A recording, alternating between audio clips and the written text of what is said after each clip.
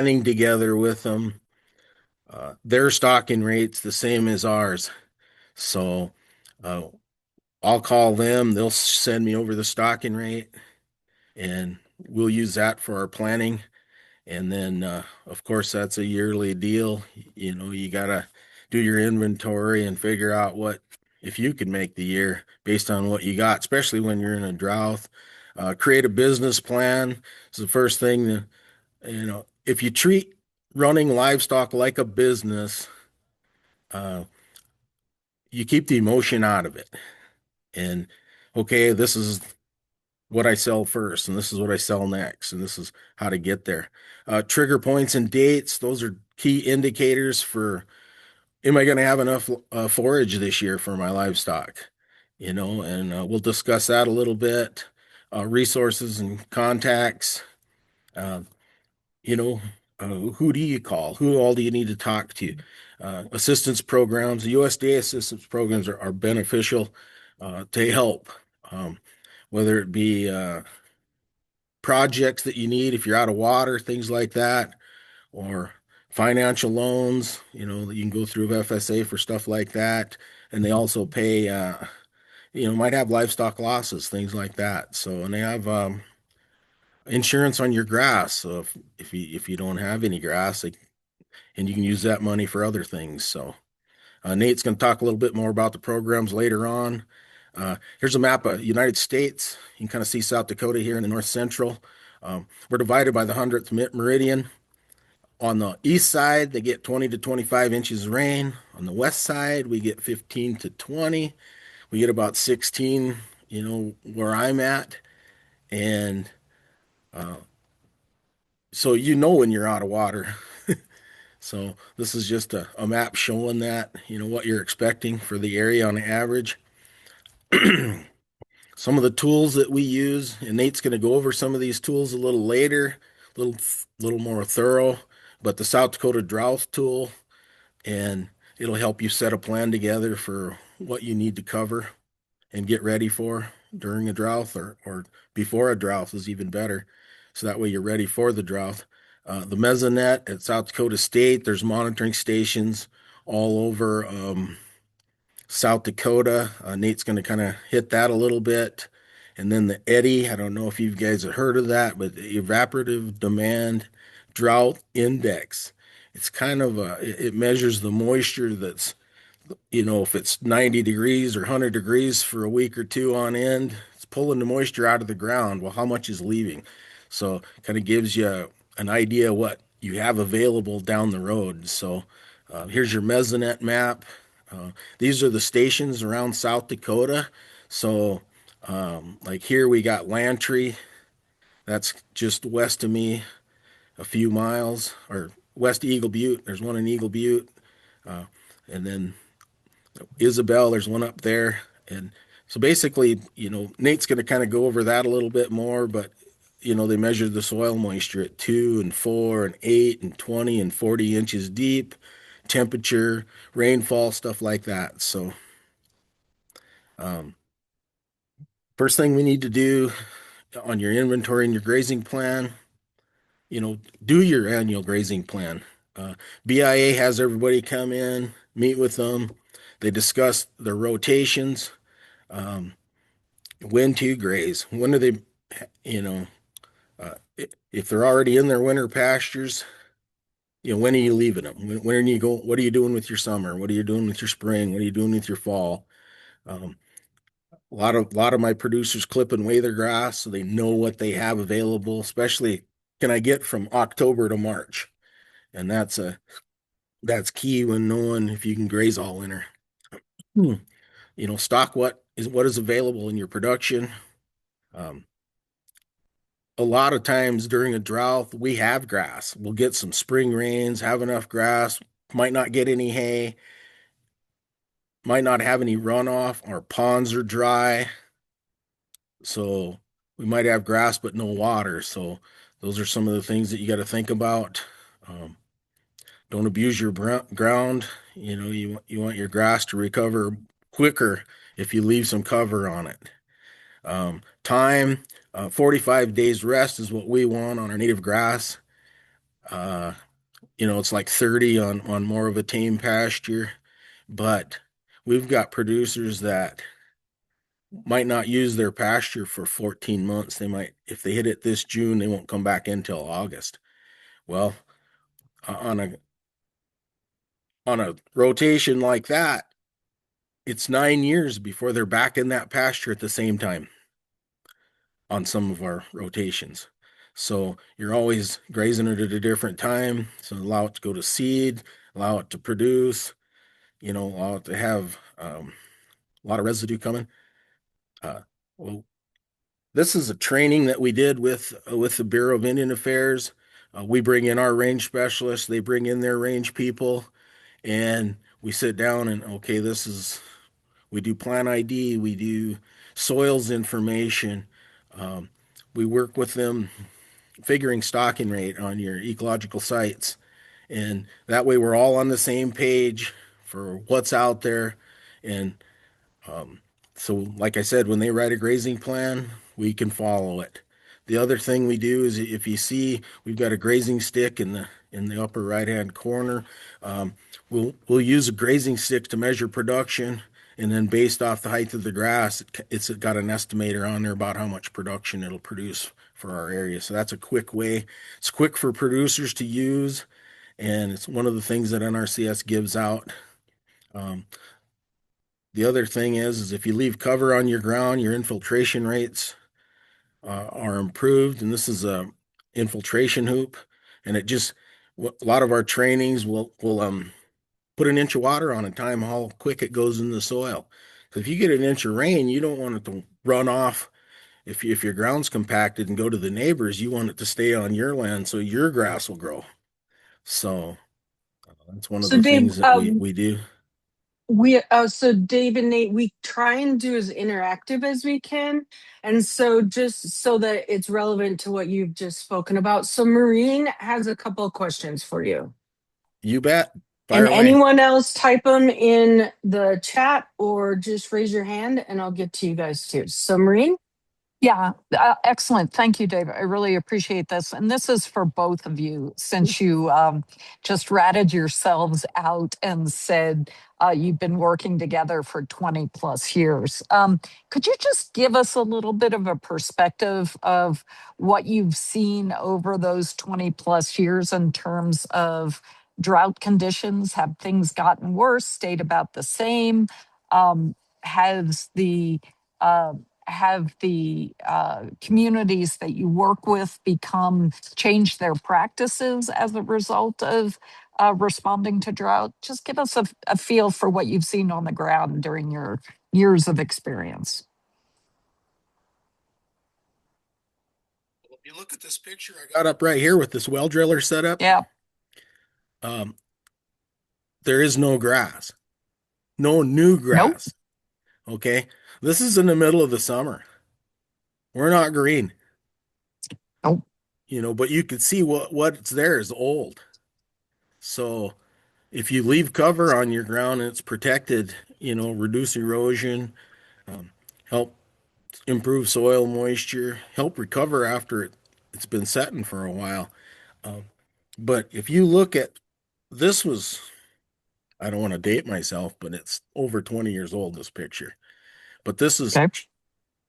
we went early 2000s, back to back to back droughts. Might have a good year, another drought. It just, we're dealing with it a lot. And Hmm. um, one of the ways that we deal with it for water development is our emergency conservation program. And I think Hmm. Nate's going to hit that a little bit later, aren't you, Nate? But Yeah. I'll tell you this, Marie. When I first started in 2003, we were on about our third year of a 4 year or 5 year drought, is when I started with NRCS. And then we had another one in 2008. Then we had another one in 2012. We're always 2 weeks away from a drought in this country. Okay. And to see the progress, I mean, since CSP and EQIP blew up, with USDA, I don't remember the specifics, Dave, but is it like we've been on 200 and some range units something like that on Cheyenne River. I mean, we've done a lot of work with a lot of people in this country. And if you look at some of the historical data, you know, that early 2000s, we got less rain than we did in the 30s. Wow. And Okay. and the grass is managed better, the water is managed better. You don't see the dirt flying. Um, I have farmers up here that do things specifically because they don't want dirt to fly. You know, like it's just a Okay. bigger thing than it used to be back then. And I'm not going to say that drought doesn't affect us still, but it's not as hard as it used to be, right? Like a lot of our range units, a lot of the people we work with in the Cheyenne River, at least we have something, right? Like we might still want to spread it out. We might still want to do some things with it to make it better, but we're no longer sitting there with absolutely nothing, worried about selling whole herds. Would So you say so, Dave? you would consider the practices now to be more resilient potentially than they were 20 years ago?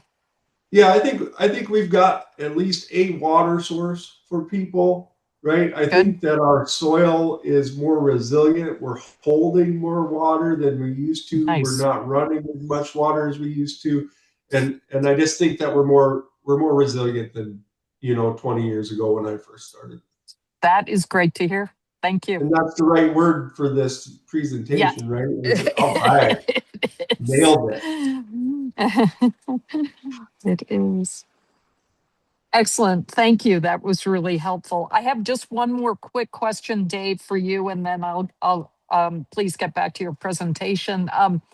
You mentioned a lot of leasing. Can you talk to us a little bit about what the terms of your leasing are? Are you on 5-year leases? And has there been a push to move to longer lease periods to give ranchers more time to work the land differently, maybe do some improvements, those types of things?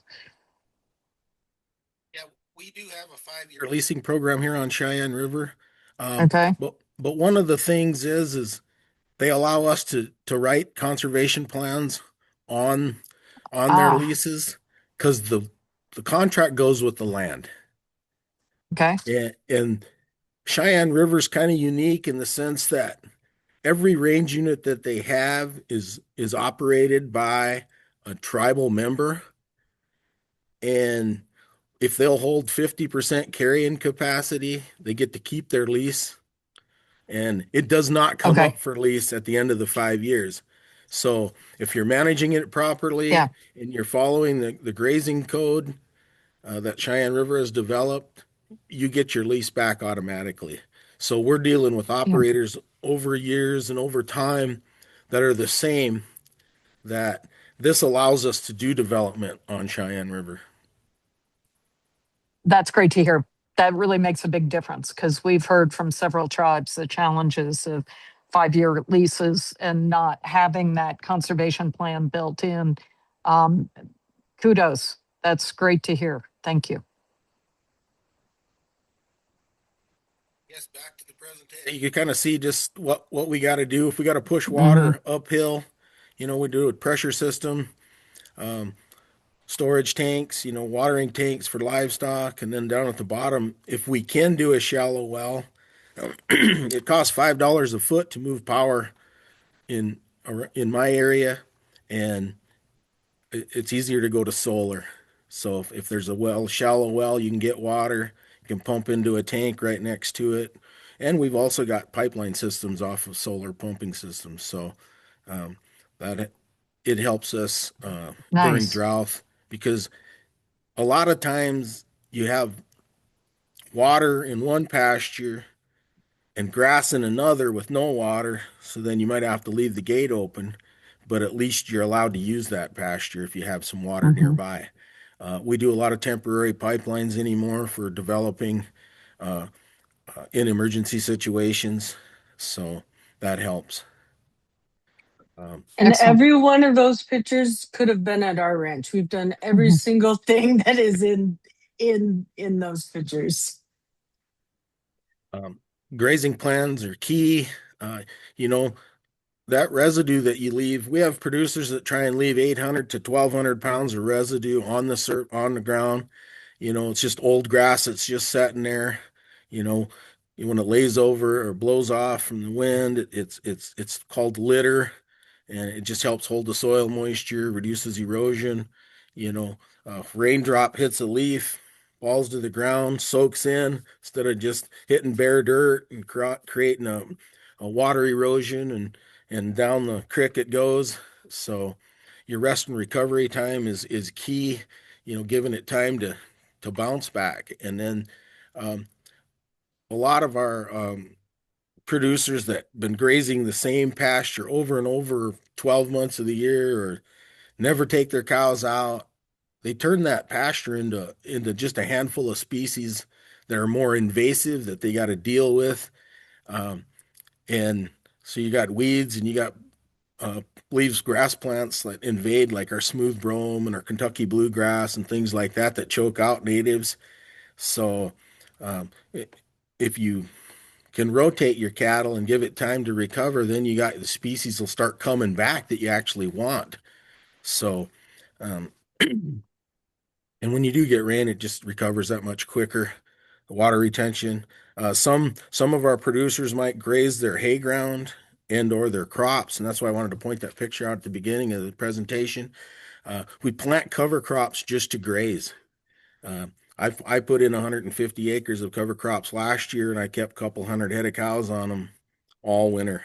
So give them one grass bale to make sure they got some filler and was able to make the winter. So that's an issue, Mhm. using crops. Uh, your hay ground now. So okay, it's a drought. It's not good enough to hay. Should you go in there and graze it? That's a decision you got to make. If you need it, you sit down, and that's why you got to have that business plan. Okay, we sit down and we pencil this. Okay, I don't have any hay. I'm going to have to buy it. How much do I want to buy and for how many heads? So that's one of the key things. And if I graze that hay ground off, we take over off the litter, then what? It's not going to be as productive down the road. So as long as you plan for that, it's just one thing to consider. Um, Here are the 5 principles of soil health. Minimize the soil disturbance, maintain your soil cover, maximize your plant diversity, keep your living roots in the soil, and integrate livestock. So, um, the crop fields that we graze in the wintertime, we used to put in a lot and feed them hay. That's the way my grandfather taught me was we grazed them all summer, put them in a lot and fed them hay all winter, calved them, then put them back out on grass in the spring. Well, if you put the cattle out on your cropland, you don't have manure in your corral or in your lot. It's out on the cropland. It's providing nutrients for your next crop. So you're putting the Mhm. nutrients that you took off in hay back right where you took them off. So we're learning that our croplands actually you use less. If you do soil testing, use less fertilizer, and then you don't have to, your inputs are a little less. So things that you learn over time. Here's another picture of that rainfall simulator. What we'll do is we'll get a bare soil, we'll get covered good rangeland, um, we'll get cropped, covered crops, and we'll get overgrazed rangeland. And you show that to people, and the erosion that comes off that, we usually put an inch of rain on it and see they could see how it run off, either run in or run off. And Nice. so I recommend going in and watch the NRCS rainfall simulator in your area so you can get an idea of, why we need the cover. Um, Develop your business plan. You know, you're running this operation. You decide what you want to do, um, what to sell first. If you got it wrote down and it's a business decision, it's not that as hard to make. I've heard people talk about creating ABC herds.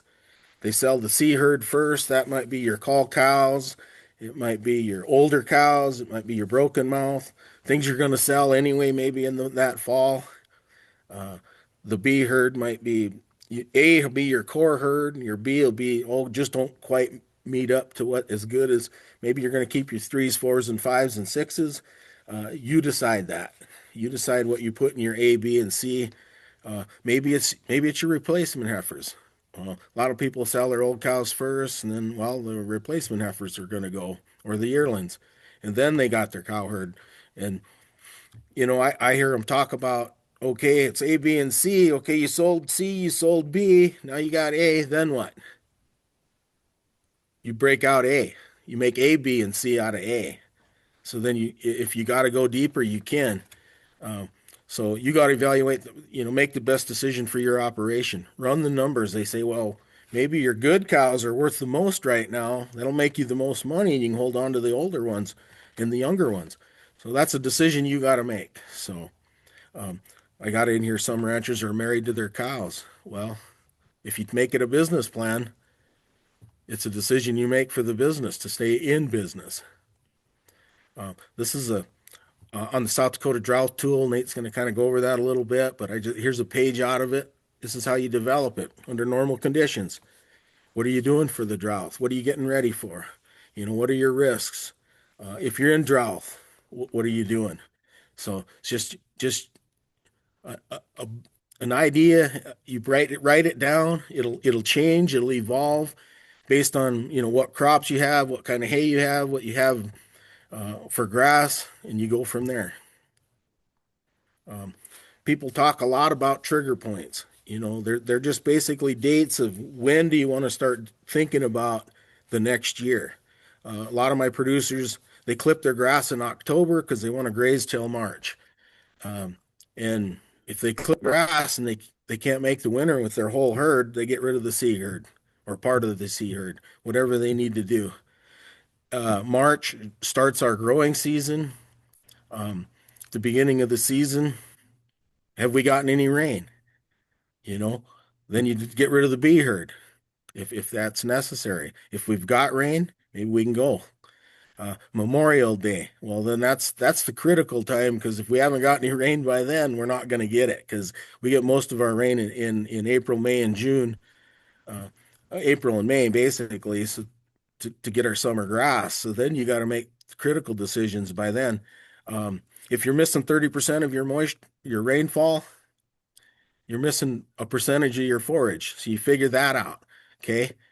What percent do I got? I got to call down to 70% of my herd, or I need to find grass for them. So maybe you got to find additional forage. You make that decision. You just don't want to be caught in the middle of the summer with no grass. This is drought status, part of the drought tool. You punch in the county weather station, use that Mesonet weather location, and it'll calculate. If you look at the precip down here, this is for Oglala, Dakota, down on Pine Ridge Reservation, what their moisture was. Well, beginning of April, they normally get 2 inches of rain in April. They got a half inch. So then you start thinking, okay, now what do I got to do? So the risk of a drought coming on. This is critical because this is the critical precip time. So resources, your mental health is really important. How are you going to get through this? How's your family? So you got to talk to your bankers, talk to your FSA, wherever you're getting your money. Acaptown is really good working with producers in my area and around the United States. Just sit down with them. You meet with them yearly and more if you need to. They have seminars. IAC has seminars, things that you can go to and attend.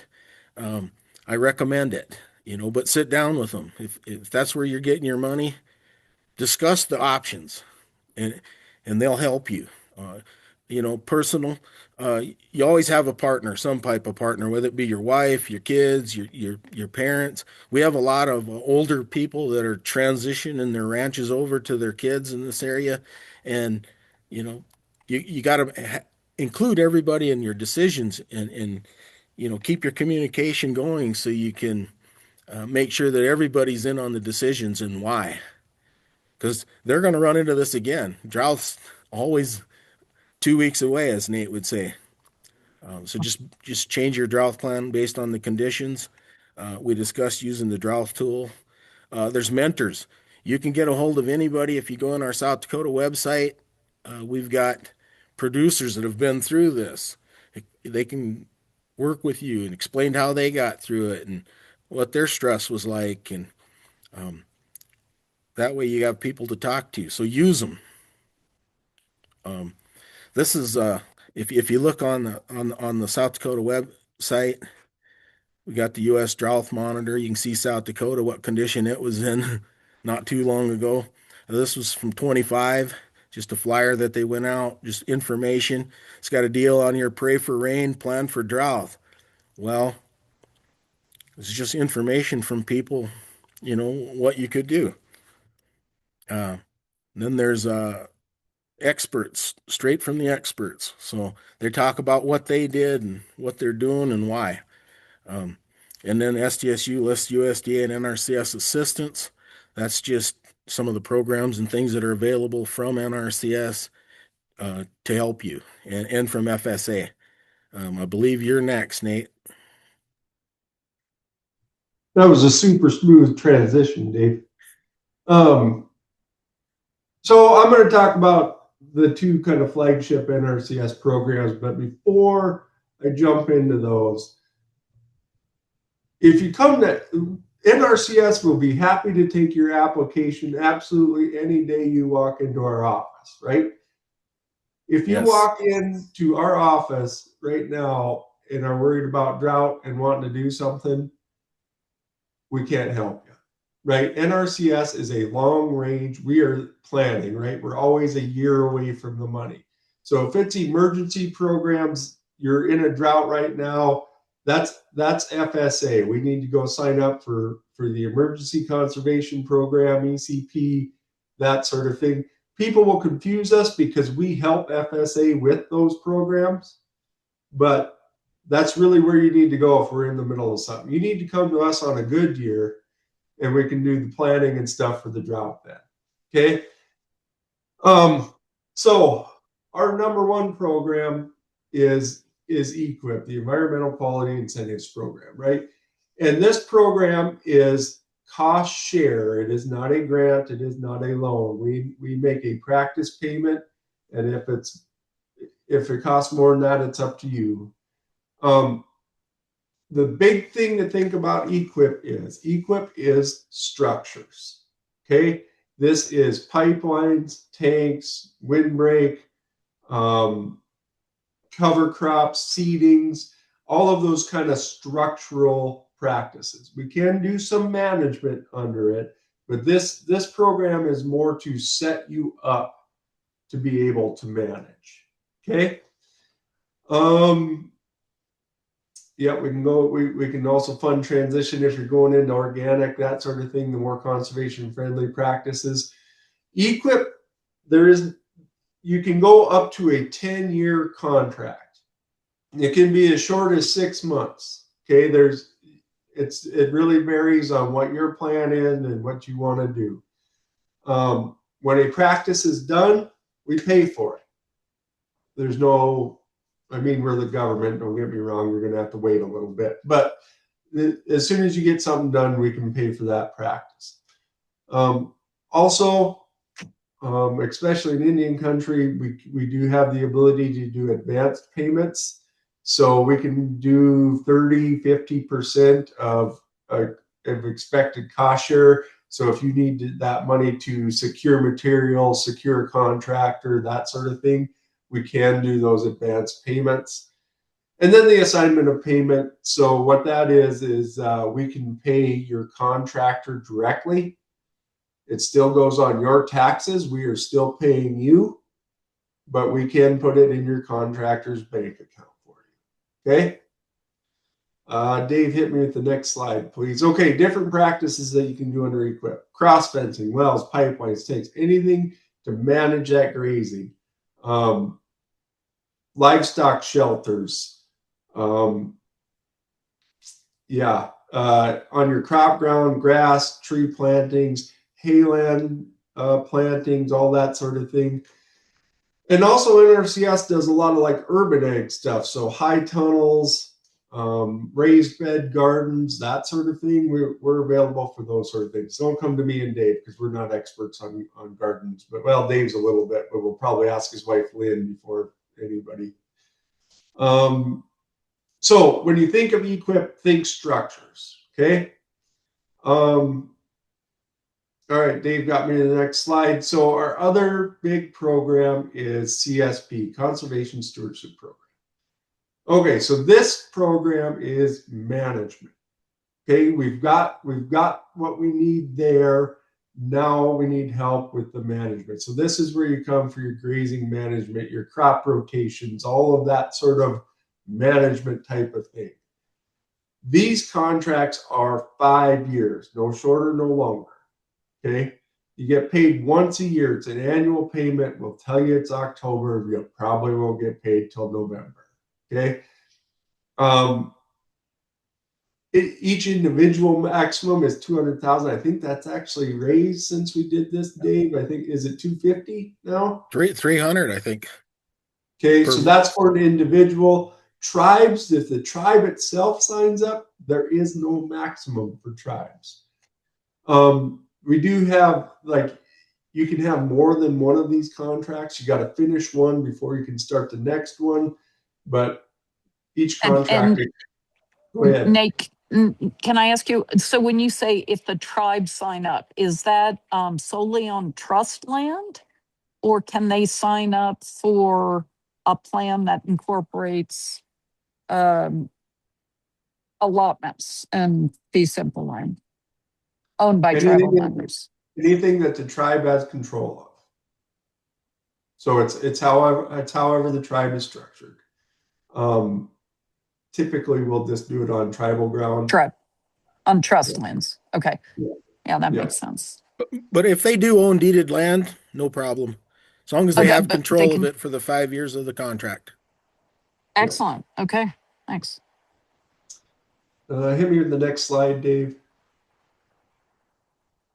Okay, examples of things we can do with CSP, right? That management stuff. Now, I'm not saying that we can't do a pipeline, a fence, something like that under CSP. We can still do that if it improve your management.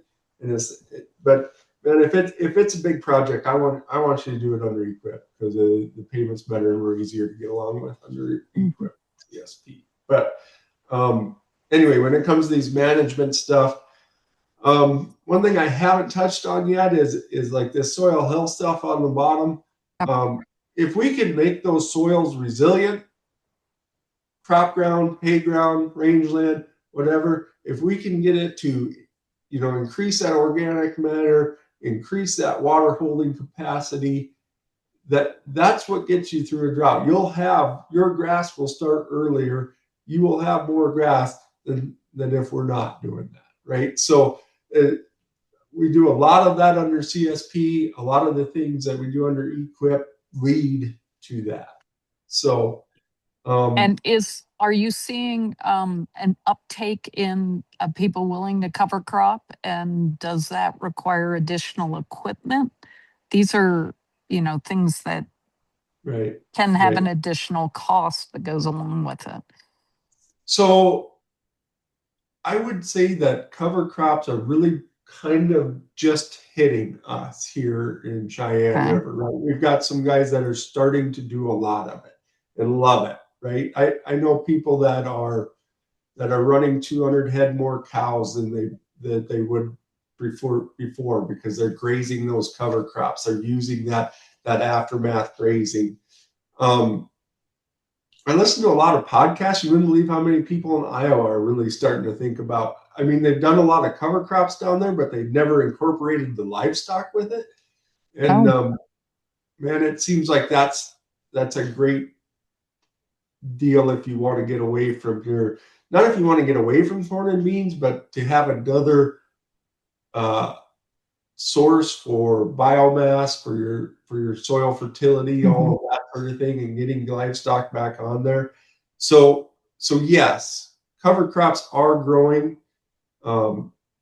I'd say they're getting better utilized than they used to. We've been doing cover crops for 15 years, but I think right now people are starting to figure out how to use them. And what are you using as your cover crops? Are they all annuals? Yeah, we'll do like a forage winter wheat's kind of a big one. The millet, Sudan grass, oats.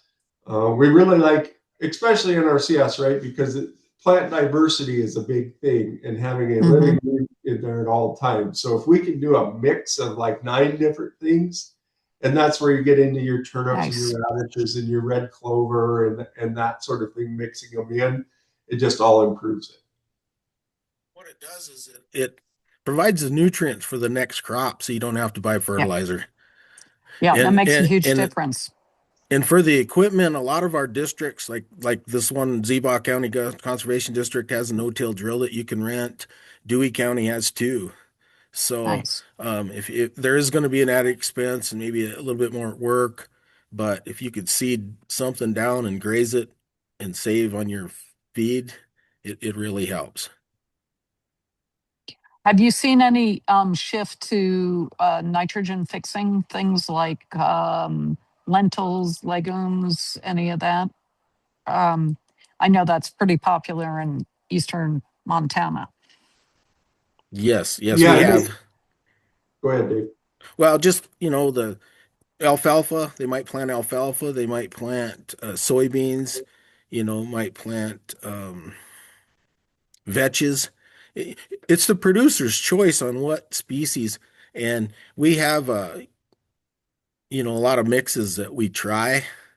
I've heard some places up to 41 species.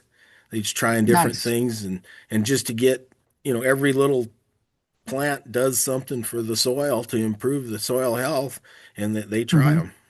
So it does add a little bit to your pocketbook on initially to purchase, and that's where the cost share programs come in, where you're getting a check to do it. So then it helps you with to do it, and then you learn that, hey, this is working.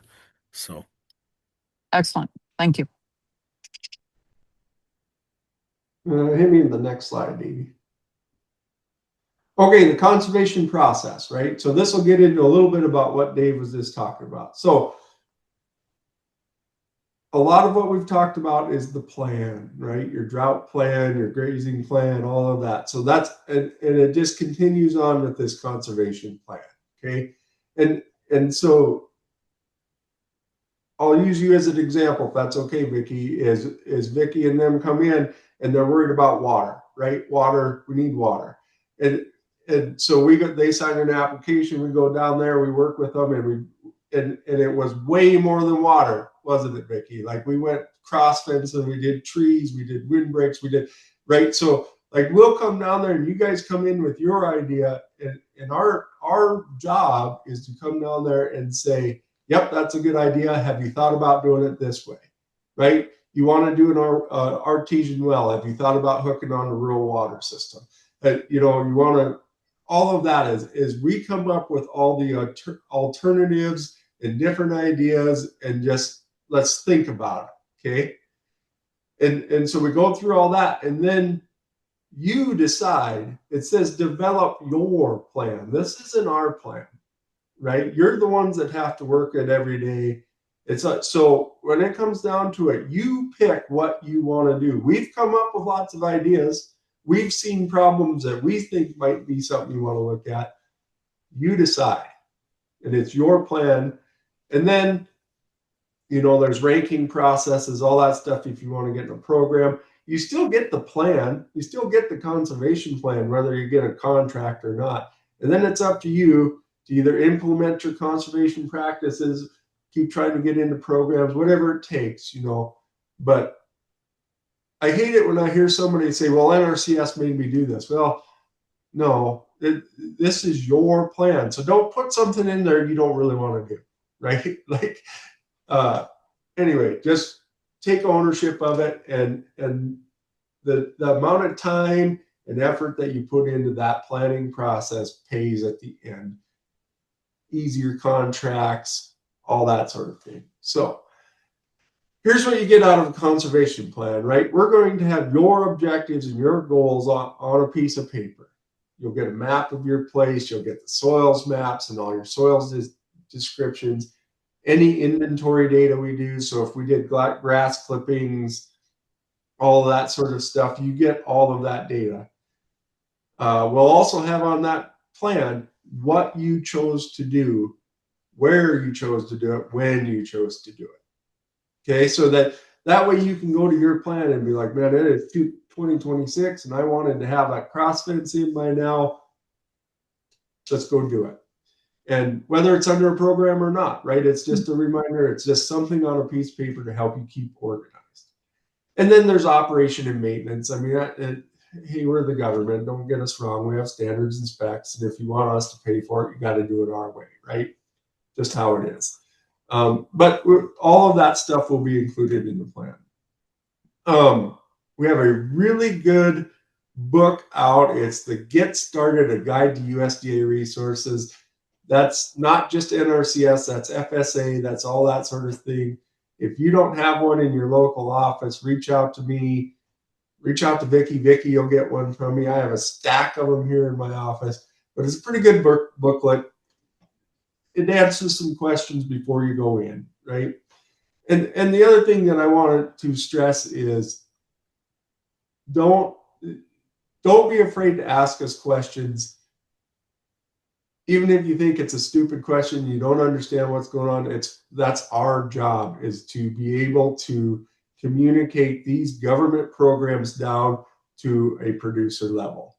And so don't think that you have to have something when you walk in or know something when you walk. You can come in the door and know absolutely nothing, and we will help you walk through the process. That's our jobs. And every office I've ever been into, somebody's there willing to help. So ask for the help and we'll give it. Now, Dave and I have done this for 20 some years. Sometimes we might skip a step or think that you know something that you don't know. Don't be afraid to back us up, you know. What's my next slide, Dave? Oh, good. Yeah, if you want to, no, don't go back to the other one. Yeah, so here's all Dave's information. And Or here's you can Nate's. also talk. We'll have to send this to Vicki so she can upload it. Yeah, so if I Thanks could get for your it. slide deck, I had a little glitch, so it didn't start recording immediately. So I'll redo my intro for you guys, and then we'll make sure and get this posted with your slide deck, if that's okay. Sounds good. I knew you guys would be amazing, and you were, and thank you so much for all the information. I think that you guys put it in a way that is so easy. I know, just like Nate said, we had zero water on our place, so we put in like 10,000 feet of pipe and I don't know, 23 tanks or something. And then next we're doing windbreaks and tree rows and solar water and, pressure tanks and wells and just, I mean, like I said, I'm not exaggerating when I say these two are responsible for the success. And we now utilize our whole ranch, where before it was only being utilized down by the river, the water source. And so there's about 7,000 acres not being utilized. So it's amazing. We can connect you with these guys, but also just your local NRCS offices. Mhm. Have this. If you're not making any progress, circle back to us. And, because I know not every office is as great as ours. And so, we're glad to We're better. facilitate that. Yeah. Yeah, Nate, I'd like to, and maybe Vicki, we could do this as a separate just interview. Doing a case study about specifically what the implementation looked like on the ground. That would be really helpful, because we get a lot of questions from folks who say, yeah, but specifically, what kind of cover crops are you using and where and how, who's deciding, and those kinds of things. So walking through some case examples would be super helpful to post in our resource toolkit. So specifically on cover crops? Across the board on the conservation plan, what Okay. what does the implementation of the conservation plan look like? Because we hear a lot about the front end of the planning process. What we'd like to get a little bit more details on are some case examples of how the implementation went. What did you actually put in? Just like you said, water and fencing and all this stuff. over what period of time, just to make it more tied to what actually happened on the ground. And Okay, so those are the resilient stories that we want to sort of push out. Okay, so I'm gonna stop record right now. But Okay. I will get with Nate